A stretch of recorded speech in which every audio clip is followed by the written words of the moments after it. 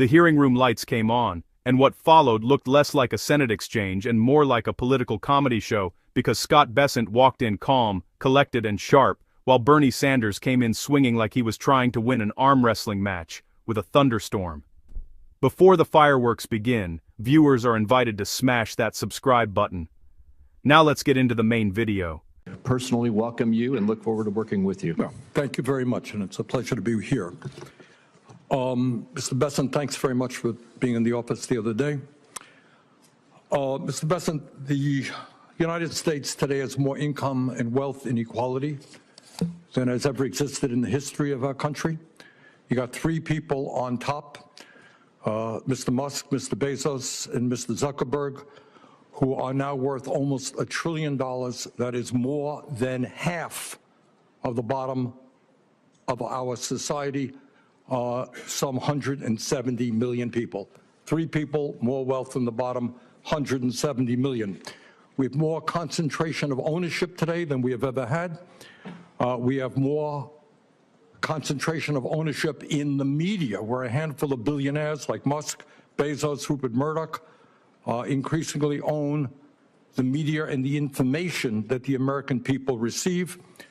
We have a corrupt campaign finance system in which a small number of billionaires in both political parties make huge contributions into the presidential and congressional campaigns.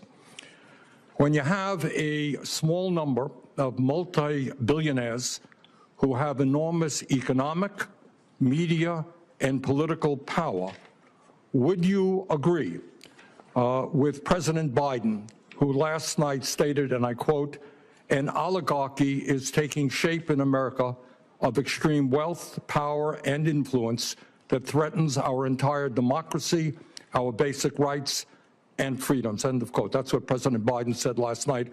I agree with him. Do you? Senator Sanders, I enjoyed our visit. Talk a little bit closer into the mic. I enjoyed our visit, and I hope you got my follow-up materials that on the discussions, my previous writings on the tariffs and China. And look, the three billionaires who you listed that all made the money themselves. Mr. Musk came to the country as an immigrant. I understand that, but what I'm asking you is, when you have a handful of people like Musk, who will soon be part of the Trump administration, and others, when you have three people owning more wealth than the bottom half of American society, when these people have enormous influence over the media, when they spend huge amounts of money in both political parties to elect candidates, what Biden said last night is we're moving toward an oligarchy. I'm asking you that question. Do you think, forget how they made their money, do you think that when so few people have so much wealth and so much economic and political power, that that is an oligarchic form of society? Well, I would note that President Biden gave the Presidential Medal of Freedom to two people who I think would qualify for his oligarchs. So this is not a condemnation of any one individual. I'm just asking you, would so few people have so much wealth and power? But do you think that that is an oligarchic form of society? Senator, I think it depends on the ability to move up and down the income. No, that's not really the answer. I mean, even if you had that mobility, no matter who those individuals might be. All right, but let me ask you another question.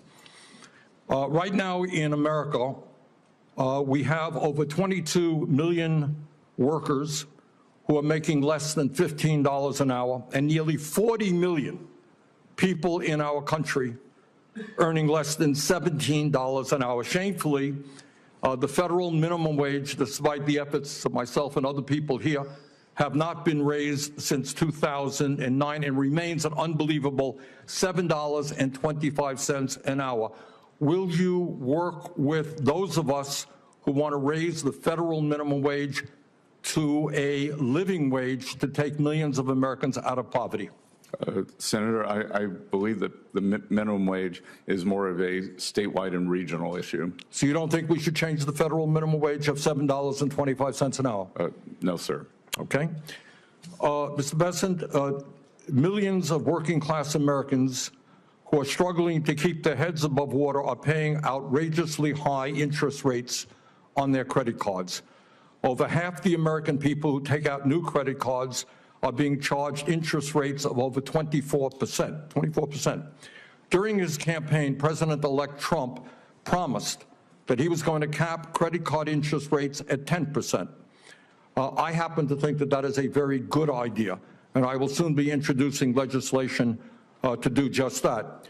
Will you, as if you are confirmed, be supportive of what President-elect Trump said and what I want to see happen, and that is to cap credit card interest rates at 10%?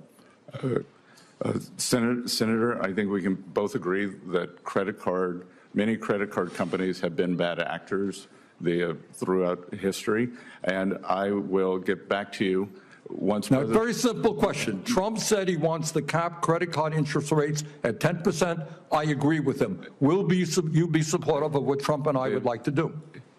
When President Trump takes office, and if I am confirmed, I will follow what President Trump wants to do. Okay. Thank you very much, Mr. Chairman. Thank you very much. Next is Senator Smith. Sanders launched into his well-worn speech about billionaires, inequality, and doom. 3 billionaires, this oligarchy, that same monologue, new day. Meanwhile, Scott Bessent sat there like someone listening to a neighbor complain about a lawnmower at 6 a.m., polite, patient, and wondering when the noise would end. Every jab from Sanders bounced off Bessent as if his suit was made of Teflon. Sanders dramatically quoted President Biden about America turning into an oligarchy. He leaned in, expecting a dramatic confession from Bessent. Instead, Bessent calmly pointed out that Biden himself handed out medals to the very people Sanders pretends to despise. Suddenly, the room felt like a sitcom freeze frame, Sanders staring like someone stole his lines, while Bessent looked like the only adult in the room. Sanders moved on to the minimum wage, another favorite speech. With maximum passion and minimum facts, he demanded Bessent's support raising it federally. Bessent calmly responded that wages should be set by states and regions, not by one-size-fits-all mandates. Sanders didn't love that answer, but the calm confidence from Bessent made it land like a checkmate delivered with a smile. Next came Sanders' big gotcha moment about credit card interest rates. He tried to corner Bessent using Trump's past statements. Bessent, cool as ice, agreed credit card companies have been bad actors but refused to be pressured into Sanders' trap. When Sanders pushed again, Bessent delivered the ultimate diplomatic mic drop. He'd follow President Trump's direction when the time came. The room shifted. Bessent in control, Sanders visibly annoyed. By the final stretch, Sanders was firing blanks. Every question aimed at painting billionaires and Republicans as villains ended up highlighting Bessent's composure and Sanders' frustration. The Democrats on the panel looked like they needed cue cards, while Bessent handled the grilling like he was relaxing at a Sunday brunch. When the dust settled, the scoreboard was clear. Sanders brought the noise, but Bessent brought the nuance, and won the room with steady answers and unshakable calm. The Democrats tried to paint a dramatic picture, but the performance landed more like a political stand-up routine with no punchlines. Viewers who enjoyed the breakdown are invited to click that subscribe button for more sharp narration, bold commentary, and political moments that deserve a spotlight.